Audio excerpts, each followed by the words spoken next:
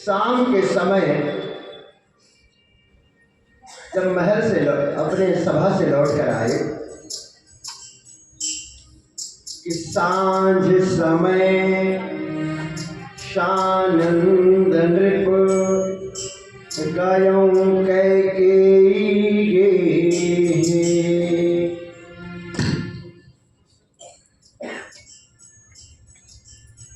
गवनु निठुरता निकट किए जन धरि देरी स्नेह।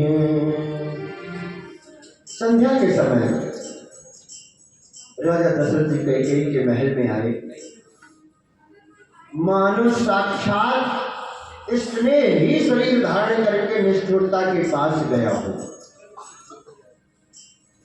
और जाकर दासी से पूछा कि रानी कहाँ है? तो उसने कहा राजन, रानी तो कोप भवन में है।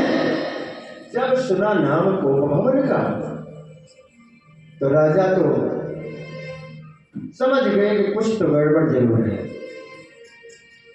राजा डरते डरते कैकेयी के पास गए और इस प्रकार से कहने लगे, भाव ही ऐसा है, करें क्या? कोप भवन में है देवी जी तो कुछ अनर्थ तो हो ही गया है। आज भी यही है कि देवियां जो हट कर ले कि हमें ये चाहिए करवा चौथ पे, तो चाहे जहां से लाके पूरा करें, लेकिन पूरा तो करना ही पड़ेगा। उनको भी डर है कि फिर आगे सुबह लंच मिलेगा कि नहीं मिलेगा। तो राजा दशरथ जी भी गए और जाकर पूछते हैं क्रोध का कोई कारण तो बताओ देवी, आप किस लिए कोप भवन में आई हो और ये बुरा वेश क्यों बनाया? और देखो ये देवी, मैं पूछता हूं कि आप कोप भवन में आने का कारण तो बताओ। और एक सुंदर खुशी की बात लेकर आया हूं कि राम जी को कल मैं युवराज पद देने जा रहा हूं। जब ऐसा कहा तो कैकेयी मां और क्रोधित हो गई, उसी लिए तो कोप भवन में गई थी। और राजा दशरथ जी ने कहा, इतना सुनकर भी प्रसन्नता नहीं हुई। उसी समय राजा दशरथ जी फिर कहते हैं कि हे देवी,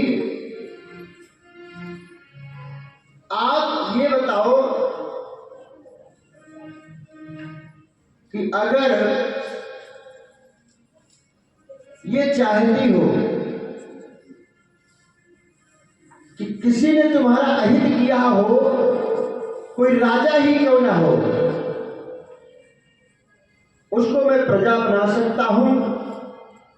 और इस प्रकार से जिसने भी तुम्हारा अहित किया हो मुझे बताओ।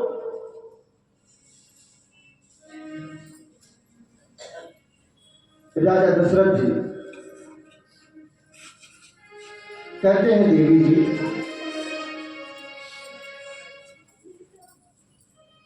कि आज तुम जो चाहो वरदान मांग सकती हो। मैं अपने पुत्र राम की सौगंध खाकर कहता हूं, काम बन गया। जब सौगंध की बात आई तो रानी कहने लगी, हे राजन, मांगू मांगू पे कहाऊं पिए, कबहू न देऊ न लेऊ। देन कहूँ वरदान दुई, त्यों पावत संदेहु। हे राजा, बड़ा मांगने मांगने को कहते हो। आपको याद है कि 2 वरदान धरोहर के रूप में आपके पास सुरक्षित है। क्या आपने कभी पूछा? इस प्रकार से राजा दशरथ जी कहने लगे देवी, इतनी छोटी सी बात के लिए आप नाराज हो, मैं तो समझ ही नहीं पाया।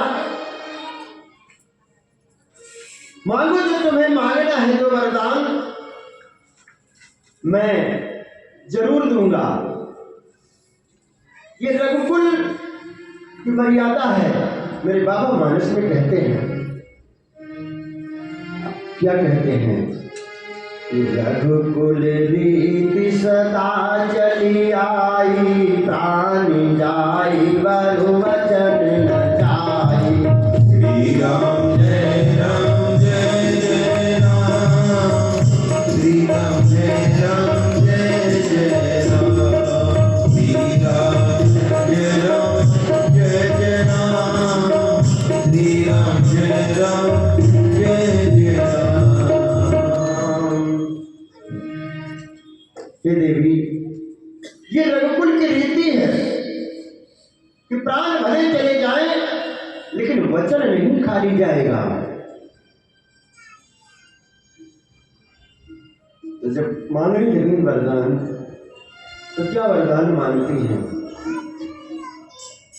कि सुनहु, सुनिएगा, सुनहु प्राण प्रिय भावत जी का, देहु एक वर भर कहीं टीका, मांगो दूसर वर कर जोरी, और बहु नाथ मनोरथ मोरी। वो बोली कि हे प्राण प्यारे,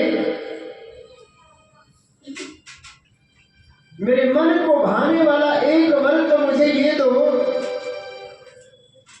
कि भरत जी को राज तिलक दो,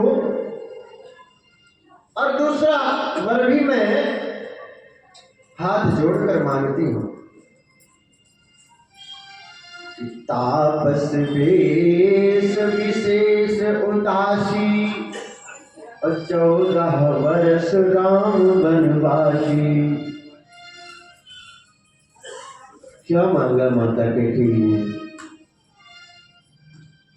कि तपस्वियों को, तपस्वी के वेश में उदासीन भाव से 14 वर्ष तक राम जी को वनवास, यही तो वरदान मैंने मांगे हैं। जैसे ये तो वरदान मांगे, माता कैकेयी ने, उसी समय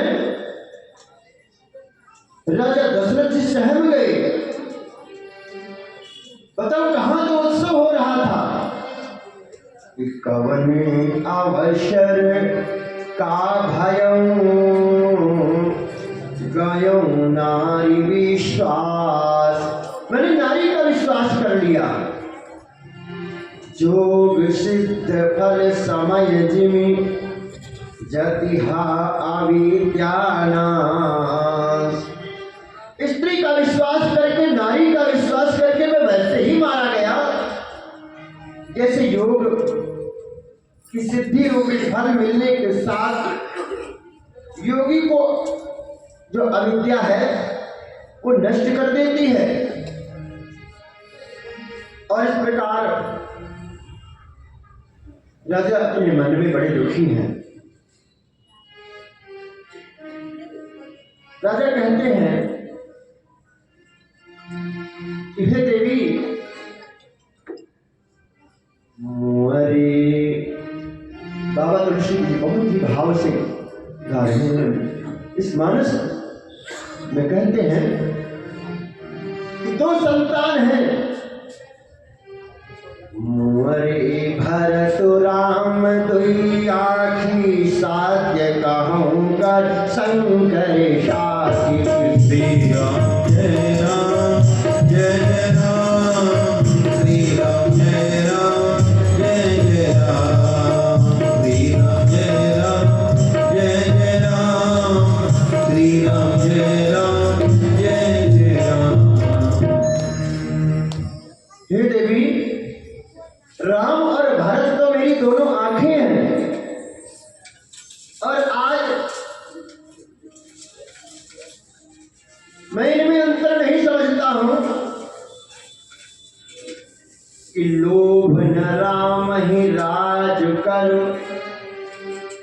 भरत बहुत भरत पर प्रीत, मैं बड़ छोटी विचार जिय करत रहूं नृपनीति।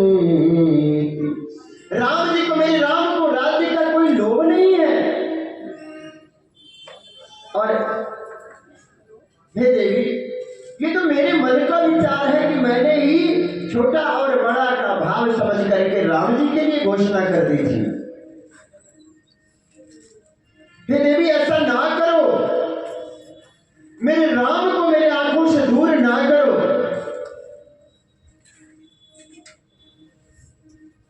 जिए मीन बरबार विहीना,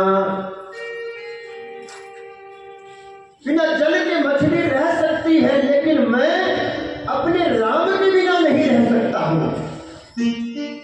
मेरे राम को मुझसे दूर ना करो। और ऐसा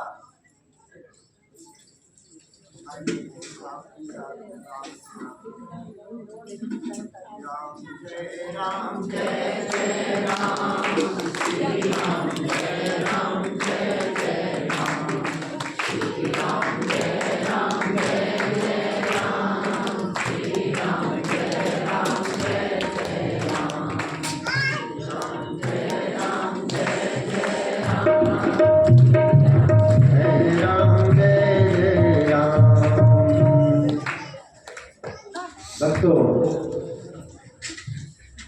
राजा दशरथ जी जब सुने कि मेरे लाल को वन जाना होगा तो गला सूख गया, मुख से आवाज बाहर नहीं आ रही है। और तो उस समय कई महारानी ने व्यंग कसे, तुई काज यज्ञ संग न होई भुवालू। क्या कहेंगे? बाण मारा। तुई काज यज्ञ संग न होई भुवालू, हसब ठठाब फुलाऊ गालू। हे राजा, आप क्या सोचते हो? ठहाका मार कर हंसना और गाल को फुला लेना, ये दो काम एक साथ नहीं हो सकते।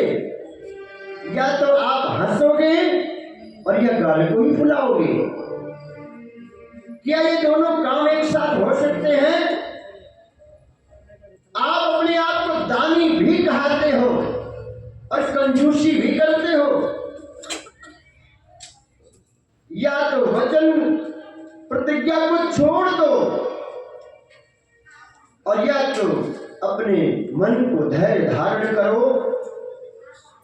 असहाय की भांति रोइए पीटिए नहीं। कैकेयी के मन भेदी वचन राजा सुन करके कहने लगी, कैकेयी तू जो चाहे कर, तेरा कुछ भी दोष नहीं है। मैं ही काल के वश हो गया, जो मैंने तुझे वरदान दे दिया और मैंने राम की सौगंध खा ली थी। और इस प्रकार से हे रानी, क्या तू सोचती नहीं है मन में कि तेरी उजाड़ी हुई ये सुंदर अयोध्या फिर बसेगी और समस्त गुणों के धाम श्री राम जी की प्रभुता फिर आ जाएगी और सब भाई उनकी सेवा करेंगे। केवल तेरा कलंक ही रह जाएगा। मैं हाथ जोड़कर कहता हूं कि जब तक मैं जीता रहूं, मेरे राम को मेरे आंखों से दूर न करना। इस प्रकार से जब कैकेयी नहीं मानी, राम राम रट विकट विकल भुवालू, जनु पंख बिनु विहंग विहारू। राम राम रटते रटते राजा ऐसे बेहाल हैं कि जैसे बिना पक्षी के पंख हो जाते हैं, बिना पंख के पक्षी हो जाते हैं। तो इस प्रकार से और उधर राजा के द्वार पर भीड़ लगी है कि राजा उठेंगे, प्रजा को क्या पता कि अंदर भवन में क्या हो रहा है। जब सवेरा हो गया, राजा नहीं आए बाहर, प्रजा तो सोच रही है कि अब हमारी खुशी का दिन आ गया। तो उसी समय मंत्री सुमंत्र को कहा कि सुमंत्र जी, आप ही जाकर देखो, इतने टाइम तो राजा रुकते ही नहीं थे, बाहर आ जाते थे, खूब दान लुटाते थे। सुमंत्र जी चले राजा के भवन में और वहां पर अंदर जाकर के क्या देखा, कैकेयी के भवन में कि राजा दशरथ जी मूर्छित अवस्था में पड़े हैं और रानी वहीं पास में बैठी है कैकेयी। तो पूछते हैं, शोक विकल विवरण मही परऊ, मानहु कमल मूल परिहरऊ। आज जगदीश्वर क्यों नहीं आए, मेरे राजा क्यों नहीं उठकर आ रहे हैं, देवी बताओ। तो कैकेयी मां ने कहा कि राम राम रटते रटते सवेरा हो गया, हमें तो लगता है कि राम से ही कोई काम है। जाओ राम जी को बुलाकर लेकर आओ। सुमंत्र जी चले, उसी समय प्रभु श्री राम के पास पहुंचते हैं और जब बताया कि मां ने बुलाया है, मेरे प्रभु राम कहते हैं कि अगर मां ने बुलाया है तो मुझे अभी जाना होगा। और उसी समय मेरे राम जी जिस अवस्था में थे उसी अवस्था में चल पड़े। और वहां जाकर जब देखा, राजन अपने पिता का हाथ देखा राम जी ने, तो कहते हैं कि मोहि कहो मात तात दुख कारण। हे माता, मुझे कारण बताओ पिता के दुख का। करिए जतन जही होई निवारण। मैं वो उपाय करूंगा जिससे पिताजी का दुख दूर हो जाए। तो देवी कहने लगी, माता कैकेयी कि देन कहन मोहि दुई वरदाना। मुझे 2 वरदान देने के लिए राजा ने कहा था और मैंने वो दोनों वर मांगे। एक तो भरत के लिए राजगद्दी और दूसरा आपके लिए वनवास। और उसी चिंता में, पुत्र मोह में राजा जो है ये विकल होकर पड़े हैं। और इस प्रकार से जब ऐसा सुने मेरे राम जी, तो कहने लगे कि हे माता,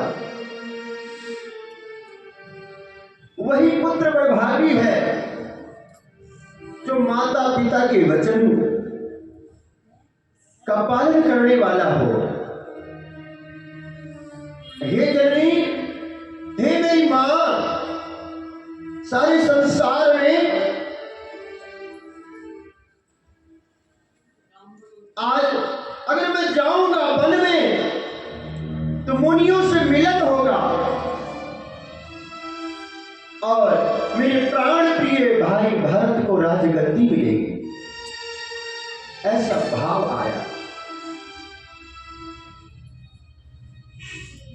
उसी समय मेरे राम जी लौट कर आए और जब लौट करके कौशल्या मां के भवन में आए तो माता कौशल्या तो ये सोच रही है अपने मन में कि मेरा राम आज युवराज बनेगा। सुंदर सुंदर वस्त्र बना रही है कि पीताम्बर उड़ाऊंगी अपने राम को। उनको क्या पता क्या हो रहा है। और आकर के जब माता से मिले तो माता ने पूछा कि मेरे राम, वो घड़ी लगन कौन सी राजा ने निकाली है जब आपको युवराज बनाएंगे? मैं उसी का इंतजार कर रही हूं। मेरे राम जी सोचे कि क्या करूं, एक मां इंतजार कर रही है मुझे युवराज पद पर देखने के लिए। तो मेरे राम जी अपने मन में भाव लाए कि बताना तो पड़ेगा ही।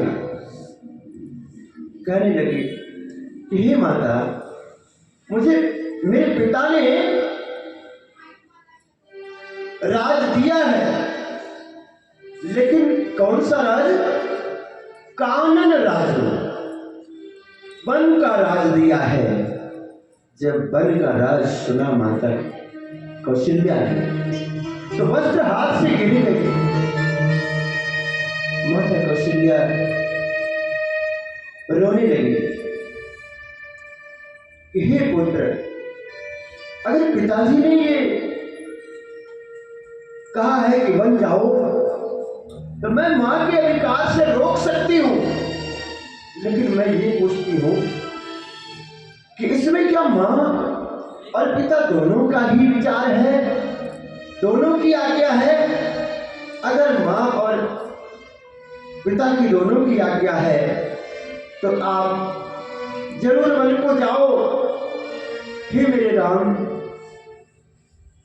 वन में वन देवता ही तुम्हारे पिता होंगे और वन देवी ही तुम्हारी माता होंगी। और इस प्रकार से मेरे राम जी तैयार जब होने लगे तो माता सीता जी वहीं पर थी, उनको भी पता लगा। तो माता सीता विकल हो गई कि मैं भी जाऊंगी अपने स्वामी के साथ वन को। तो रोकने लगी माता कौशल्या कि ये जानकी जो हमेशा पलंग पर सोने की रही है, फूलों पर चलती रही है, ये वन में कैसे जाएगी? इस प्रकार से खूब समझाया माता जानकी को, लेकिन माता जानकी जी नहीं मानी। उन्होंने यही कहा, माता जानकी ने, कि मेरे स्वामी अगर वन को जा रहे हैं तो मैं महलों में कैसे रहूं?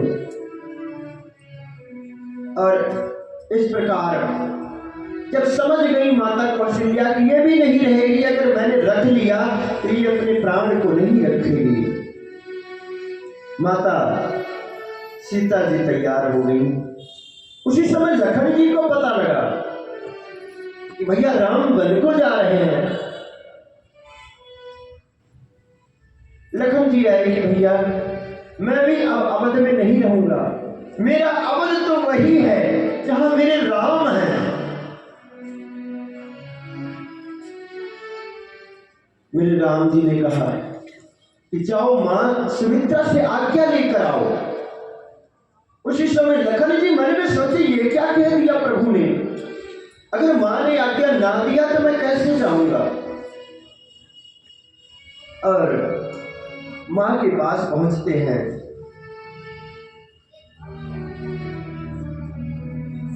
माता सुमित्रा ने जब सुना तो वो भी सुन्न सी रह गई, उनकी भी दशा बड़ी दयनीय बन गई। लेकिन फिर भी माता ने कहा कि हे पुत्र, मैं तभी पुत्रवती हूं कि जब मेरा पुत्र राम की सेवा में जाए। पुत्रवती तभी कहलाऊंगी।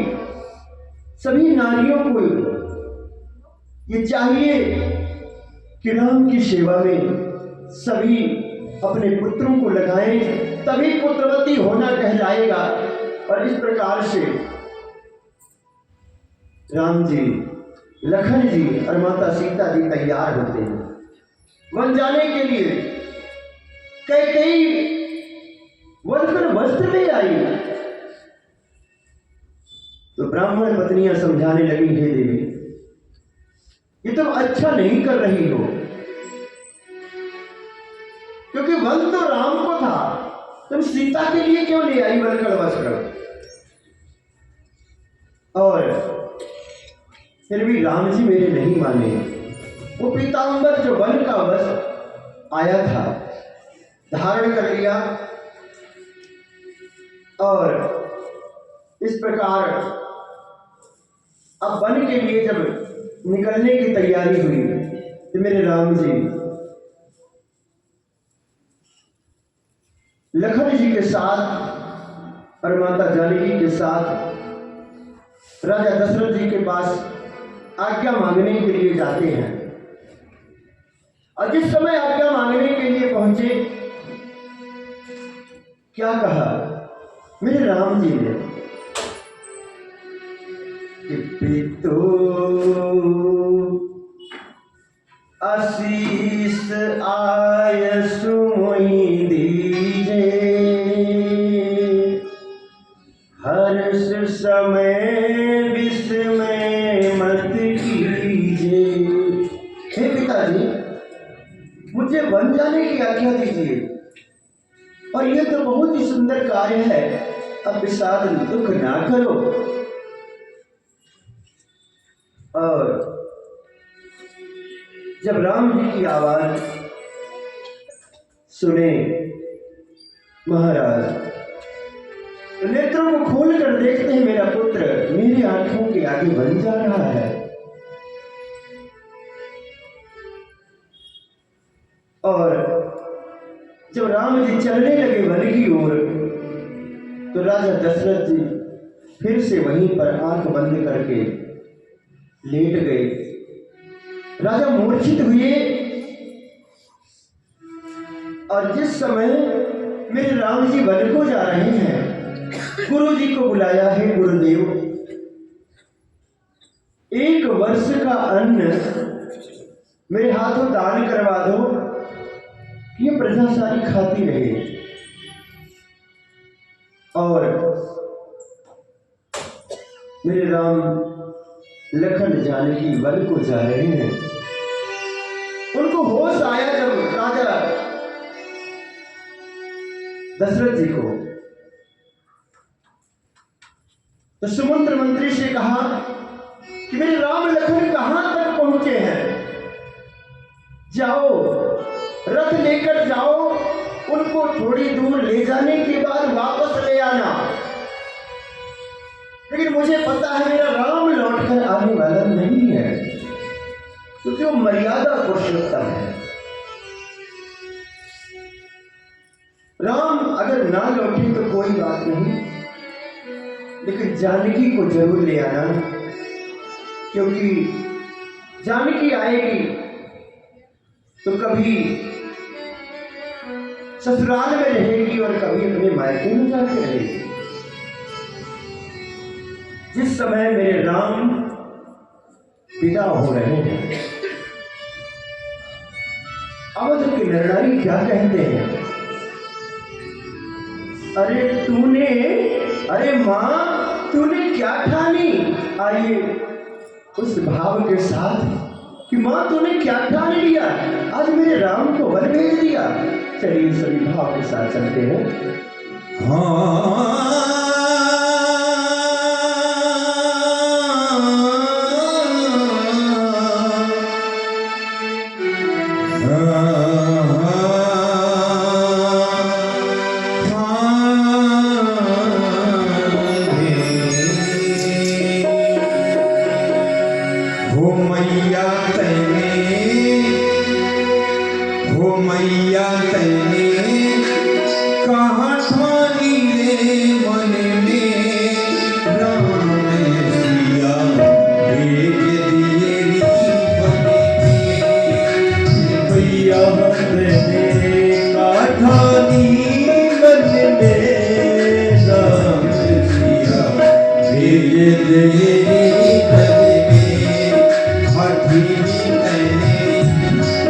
Oh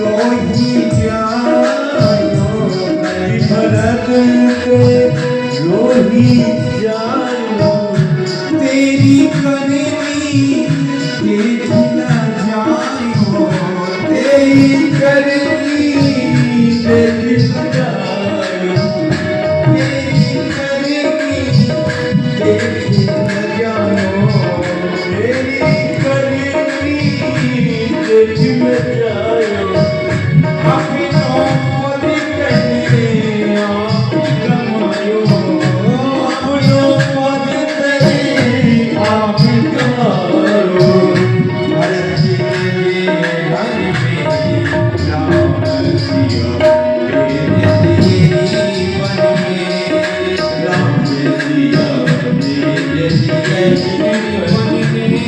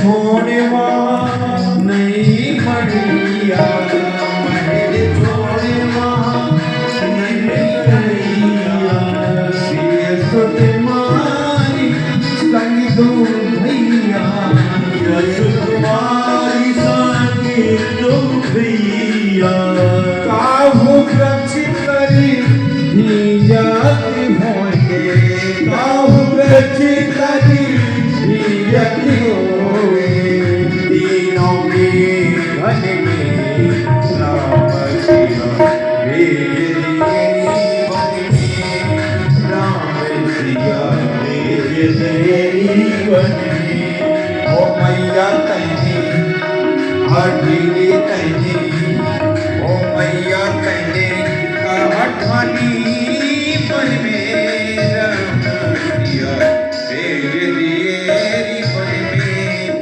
राम सिया भेज दिए वन में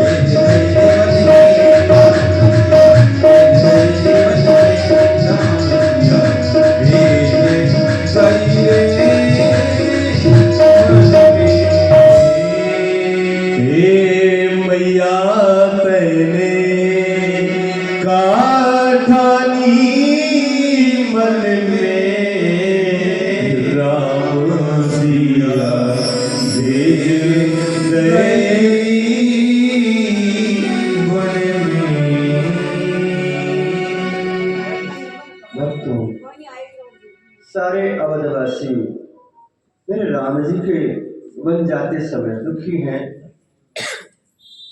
उन्हें अपना घर शमशान के जैसा दिखता है।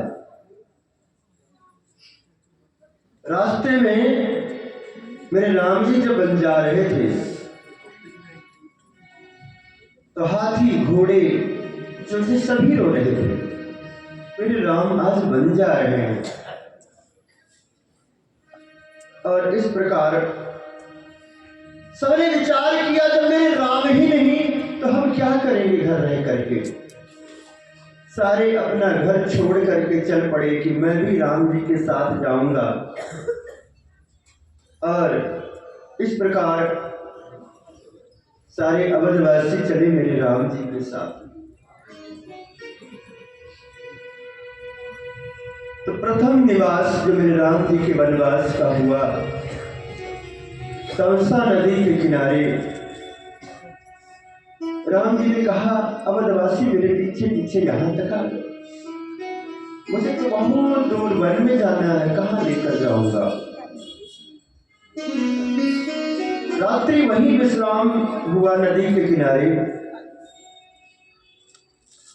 अवधवासी भोले भाले बेचारे जो राम जी के पीछे पीछे जा रहे थे, वो सब रात्रि को सो गए। तो सुमंत सारथी को मेरे राम जी ने जगाया रात के समय और कहा कि घोड़े रथ से खोल लो और थोड़ी दूर ले जाकर के रथ में लगाओ घोड़ों को कि ये पता ना पाए अवधवासी, नहीं तो ये फिर पीछे पीछे आ जाएंगे। सुमंत जी ने रथ दूर ले जाकर तैयार किया। मेरे अवधवासी सारी प्रजा नदी के किनारे ही सोती रही, तमसा नदी में। और राम जी चले गए। जब मेरे राम जी चले गए, सवेरा हुआ। जब सारी प्रजा जागी और राम जी का जब दर्शन नहीं हुआ तो सब अपनी निंदा करने लगे कि मेरा भाग्य ही ऐसा है कि मेरे राम मुझे छोड़कर चले गए। सारे भगवान को मनाते लौट कर आते हैं। इस प्रकार और जब आगे बढ़े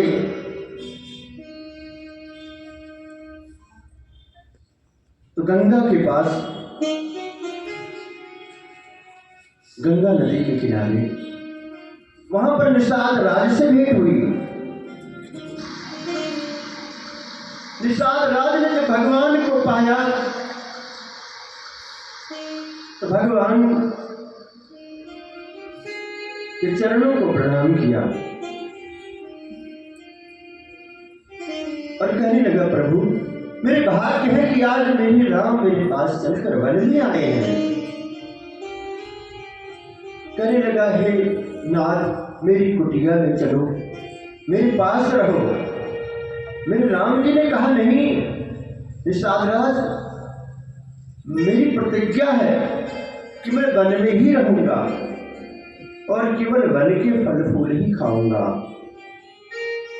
और इस प्रकार निषादराज ने एक पेड़ के नीचे साथरी बनाई। साथरी मतलब बिछौना घास फूस का, और वहीं पर रात्रि विश्राम किया मेरे प्रभु ने। तो निषादराज कहता है लक्ष्मण जी से, क्योंकि लखन जी सोते नहीं है, कि देखो महलों में सोने वाले आज घास फूस के बिछौनों पत्तों पर सो रहे हैं।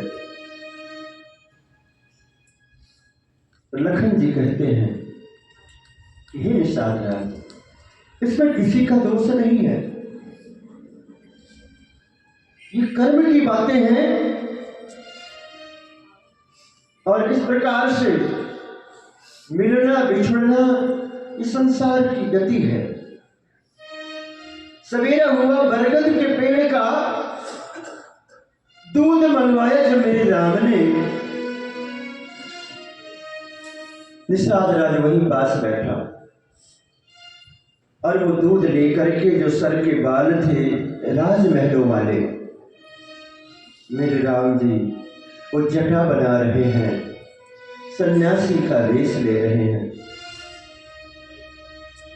निषाद राज रोने लगा कि प्रभु ये क्या दशा बनाई आपने। कहने लगे नहीं निषाद राज, मैं तो वन में तपस्वी के वेश में आया हूं, तो मेरा वेश भी तपस्वी होना चाहिए। सुमंत जी मना करते हैं कि नहीं मेरे राम आप लौट चलो। मेरे राम जी ने शिक्षा देकर वहीं से विदा कर दिया। जब सुमंत जी अपने घोड़ों को लेकर लौटते हैं,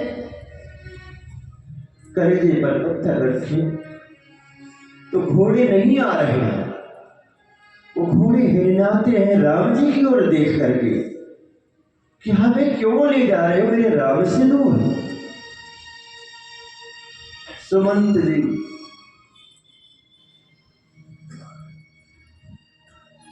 घोड़ा नहीं चला पा रहे हैं। मेरे राम जी ने कहा निषाद राज मुझे गंगा पार जाना है, कोई नाव का प्रबंध करो। तो जो एक केवट था उसने कहा था निषाद राज से कि मेरी ही नाव आज घाट पर रहेगी और किसी की नहीं रहेगी। तो निषाद राज केवट को बुलाए और इस प्रकार से केवट नाव लेकर नहीं आता है। मांगी नावन केवट आना, कही तुम्हार मरम मैं जाना। कहने का मतलब मेरे राम जी ने नाव मांगी लेकिन केवट लेके आ ही नहीं रहा है। वो कहता नहीं प्रभु मैं आपके मरम को जानता हूं, पहले आपके चरण को धोऊंगा क्योंकि आपके चरणों में वो जादू है कि अगर मेरी ये कांटे की नैया आप चढ़ गए तो ये नैया जिससे मेरा परिवार का पालन होता है ये भी नारी बन जाएगी। और इस प्रकार से मेरे राम जी ने आदेश कर दिया कि लाओ केवट चरण धुलो। ये केवट वही है, एक बार भवसागर में ये कछुआ मेरे प्रभु विष्णु भगवान के चरण छूना चाहता था। शेषनाग बने लक्ष्मण जी मना कर देते थे। इसलिए राम जी ने कहा कोई बात नहीं, तुम्हारी भी मनोकामना पूर्ण होगी। और वही कछुआ ही आकर यहां पर ये केवट बना है और चरण धो रहा है। चरण धोने के चरणामृत को पानी किया, अपने घर के सभी लोगों को पिलाया। उसके बाद नाव लेकर जब चला तो भाव क्या है, मेरी नैया में लक्ष्मण राम, गंगा मैया धीरे बहो। मेरी नैया में लक्ष्मण राम, गंगा मैया धीरे बहो।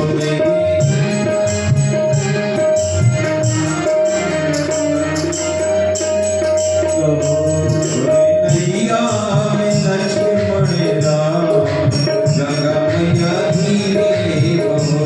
मेरी नैया में लक्ष्मण राम, गंगा मैया धीरे बहो।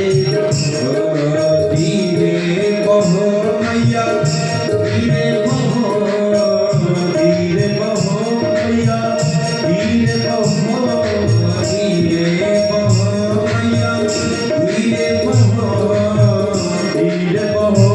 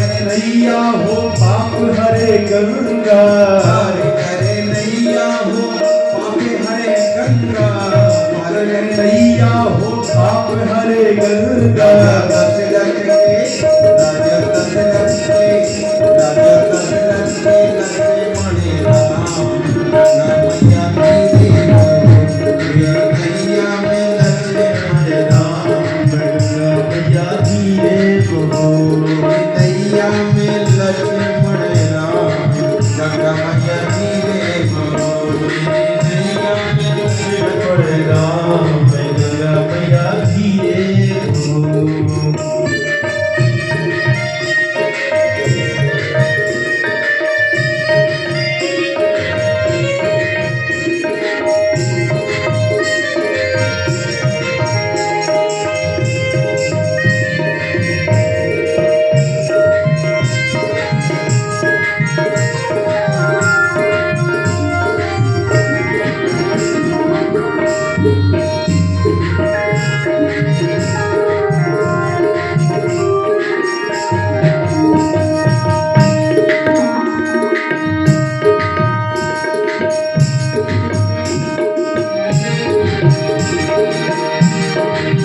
कांति आई नैया कांति आई गंगा कांति आई नैया हमारे आई गंगा कांति आई नैया कांति आई गंगा कांति आई नैया हमारे आई गंगा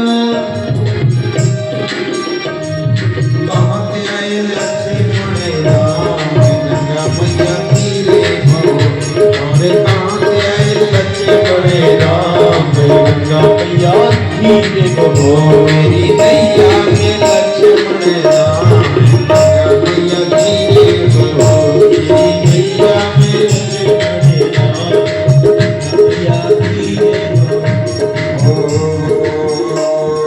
पार कर नैया हो पार हरे गंगा पार कर नैया हो पार करे गंगा भगवान लक्ष्मण राम भगवती लक्ष्मण राम गंगा मैया धीरे मैया में लक्ष्मण राम धीरे बहो मैया धीरे बहो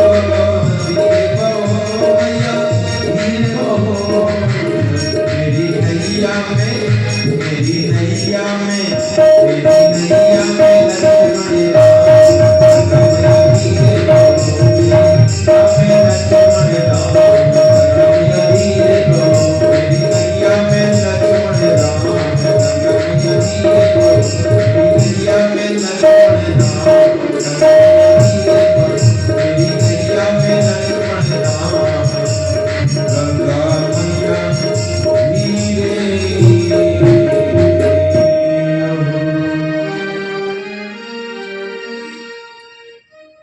केवट जी नाव चला रहे हैं, उनका मन ही नहीं करता कि पार उतार दो, भगवान को छोड़ना ही नहीं चाह रहे हैं।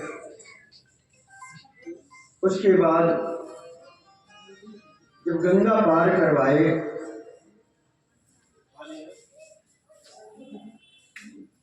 उतरी ठाड़ी भेषुर शरीरेता श्री राम गुहलखन समेता।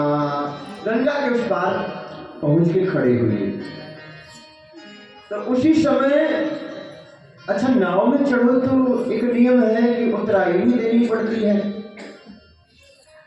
राम जी तो बन आए हैं, सोच रहे हैं कुछ तो है ही नहीं, क्या दूंगा मैं। तो उसी समय माता जानकी जी की ओर तो देखा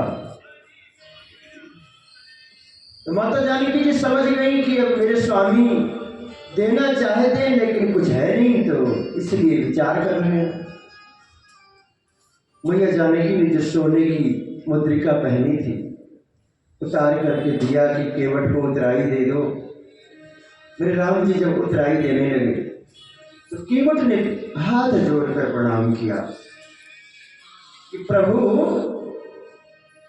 कि अब कछु नाथ ना चाहिए मोरे, अदीन दयाल अनुग्रह तोरे।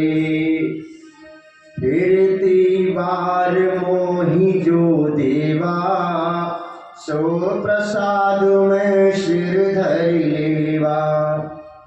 हे नाथ, मुझे उतराई नहीं चाहिए, मैं भी पार कराने वाला और आप भी पार कराने वाले। मैं तो यहाँ आपके माध्यम से ये केवल नैया चला रहा हूँ।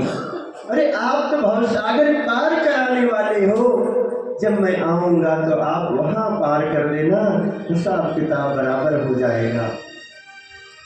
इस प्रकार से निषाद राज जी और मेरे प्रभु आगे की यात्रा करते हैं। आज के छठे दिवस की कथा में हम सभी मिलकर प्रभु के वनगमन की यात्रा में रहे साथ साथ, और मेरे राम जी वन की यात्रा में हैं और हम सभी उनके साथ साथ रहेंगे, क्योंकि अवधवासी सारी प्रजा सारे आर्यावर्त में कोई राम जी को छोड़ना नहीं चाहता। तो हम सभी इस कथा के माध्यम से इनके साथ साथ प्रभु के बने चल रहे हैं। तो शेष प्रसंग हम सभी कल के कथा में श्रवण करेंगे। इससे पहले कि हमारे आचार्य जी आरती की व्यवस्था करें, उतने में बैठे बैठे एक भजन हम सभी सुनेंगे,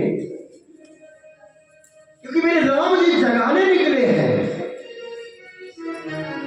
अभी तो आया फिर सो गया। तो आइए सभी भजन के साथ इसके उपरांत आरती की तरफ चलेंगे। आइए सभी भाव के साथ चलते रहें, क्योंकि जागते रहना है, सोना किसी को नहीं है। यह सर है अमानत राघो की, दर दर पर झुकाया नहीं जाता। जिस दिल पर सूरत राम की, कोई और बसाया नहीं जाता। निज नैन चकोर बना करके, मुख चंद्र हरि की निहार न सीखो। प्राणेश अवश्य मिलेगा तुम्हें, प्रेम से नेक पुकार न सीखो। भक्त वत्सल भगवान की ओ अभी तो जगाया तुझे हो,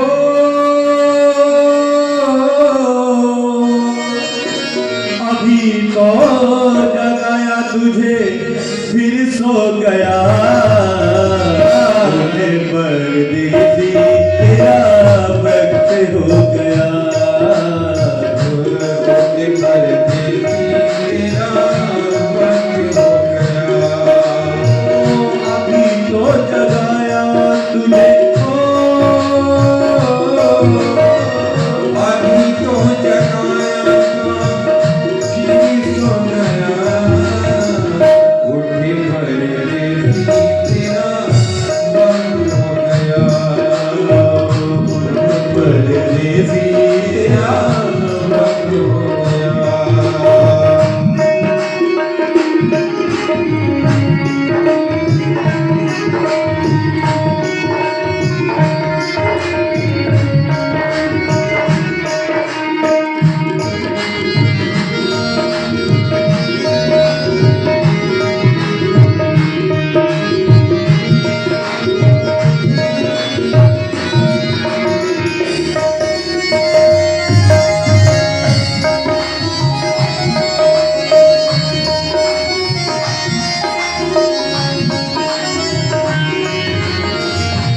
जीते थे जो कपड़े बदल बदल कर, जीते थे जो कपड़े बदल बदल कर, क्योंकि सुबह को कपड़े दूसरे, दोपहर में दूसरे और शाम के समय जीते थे जो कपड़े बदल बदल कर।